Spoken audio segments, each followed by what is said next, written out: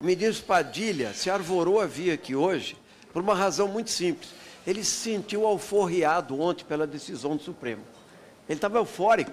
Então ele veio aqui, achando que aqui é a minha casa. Não. Ele continua sendo o primo e o Moreira Franco é o Angorá. E os outros, o Babel e o Caju, também estavam no núcleo do governo. Esse é esse governo. Esse governo quer que os trabalhadores paguem a conta da crise, senhor Marcelo Caetano. Esta é que é a questão. Vossa Excelência, aliás, não tem foro privilegiado, mas teria, se houvesse Ministério da Previdência, que foi extinto. Sabe por quê?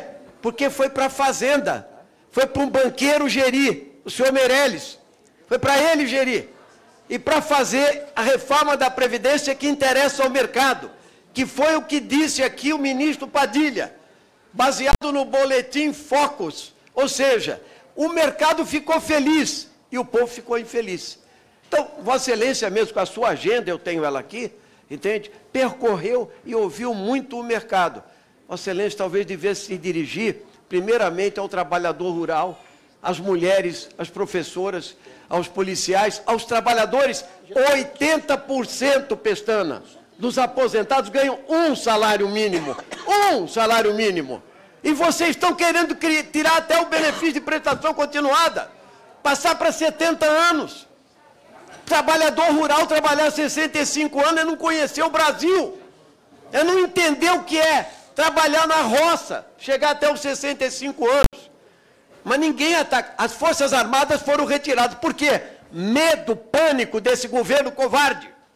A PM também está aí, em todos os estados. E agora a Polícia Civil fazendo. Vamos ver se os professores também têm força para isso. Paralisando o país, e cada um vai tentando.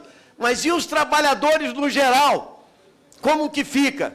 Então, na verdade, eu quero contestar os números. Me desculpe, mas Vossa Excelência teria obrigação, como inclusive técnico do IPE, economista, de dizer o seguinte: existe uma coisa chamada Orçamento da Seguridade Social. Ele está baseado na Constituição Federal do Brasil. E eu vou dizer para o senhor o seguinte: COFINS foi criada para quê? Contribuição sobre o financiamento da Seguridade Social. Para isso que ele foi criado.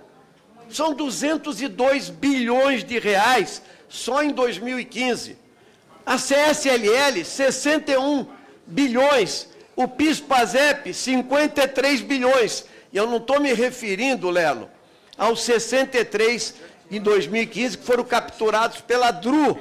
E eu não estou falando das desonerações, doutor Marcelo, só para o senhor entender. O PSOL talvez tenha sido o único partido que votou lá contra todas as desonerações de PIS, COFINS e PIS-PASEP e CSLL. Todas nós votamos, porque tirava dinheiro para dar aos empresários. Foram 300 bilhões de reais, com o apoio de todos os partidos, da situação da época do PT, a oposição do PSDB.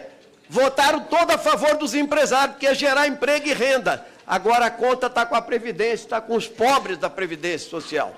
Nós não poderíamos deixar de dizer claramente o seguinte: na verdade, o que está se falando é o seguinte: a médio prazo, primeiro precisa ter uma base atuarial que tem que ser científica. Eu não sei, eu não vi, e peço aí, vários já pediram para o senhor, mas me diga, onde está o documento, entende? Onde está a base científica para falar em 2060? Porque quando interessa, vocês falam em Fordismo de 1960, de um século anterior. Onde está a base autorial para isso?